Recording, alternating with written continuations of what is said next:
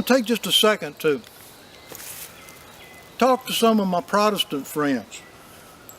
You know, if you're a Catholic, if you're a Catholic Christian, and I want to begin using designating words in these videos, because Protestants need to realize that Catholics are Christians. And some Catholics need to realize that Protestants are Christians. It's just we've got these walls, we've got these barriers that separate us, and most of them are based on, excuse me for using the word, but ignorance. And we want to overcome some of that. We want to overcome our ignorance. We want to do what Paul told Timothy to do when he said to study. Study to show yourself approved unto God. A workman that needeth not to be ashamed, rightly dividing, rightly explaining the word of truth. And one of the things that in my journey, I wasn't raised Catholic, the farthest thing from it. With my Calvinistic childhood and my Wesleyan Arminian theological training going into pastoral ministry and that sort of thing, and then running a while in the quote independent free church world, and you know, things Catholic were far from me. And especially this thing, especially Mary, and the things surrounding the controversies and the differences resulting from talking about the Blessed Mother. Now,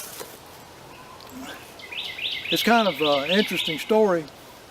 I had first moved to New Jersey. I'd left the Northwest Kansas Prairie, and I had met Shirley, who in a short period of time became my wife, and we've been living happily ever after since. We were married first in the United Methodist Church, where we were members in Northwest New Jersey, up in the mountains, a beautiful little church, beautiful church family, and becoming Catholics a little further down the road after moving here to Alabama.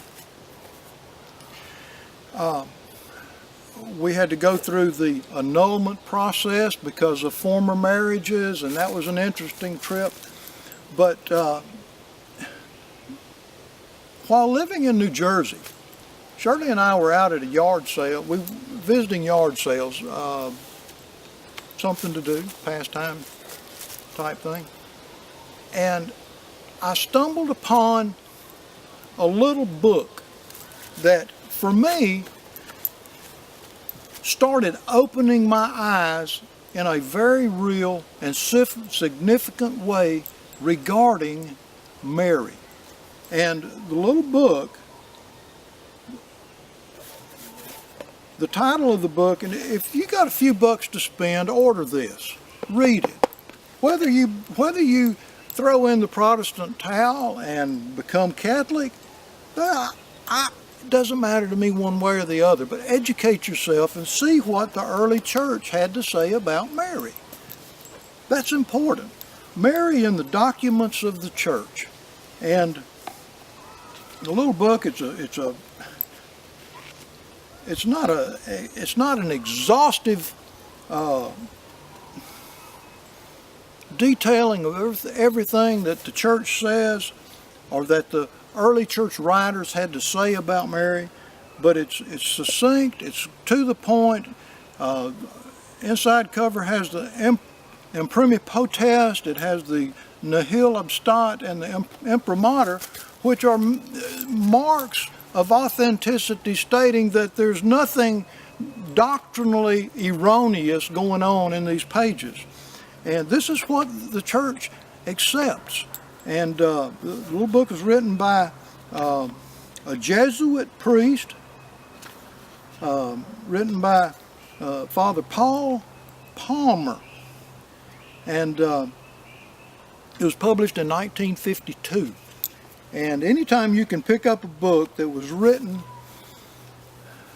prior to things getting so modern that you really don't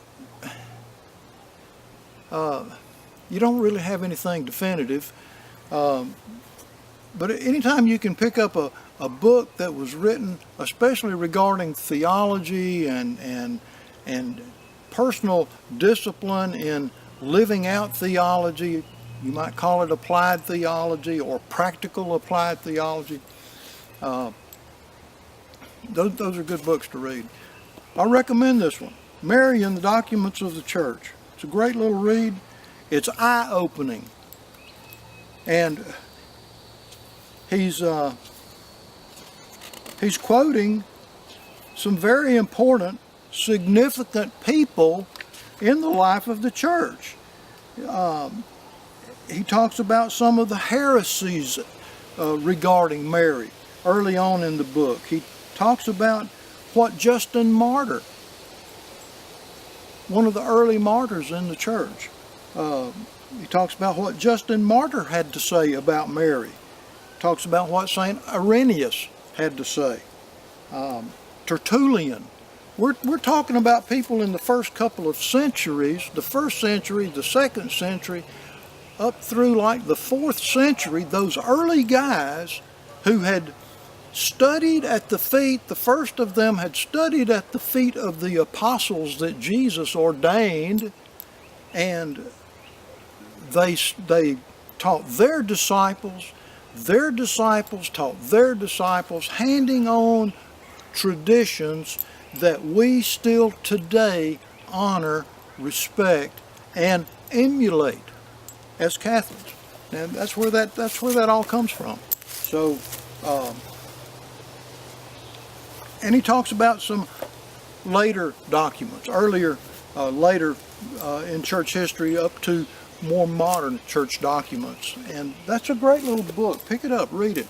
And I would loan you this one, but I had it one time before and I gave it away.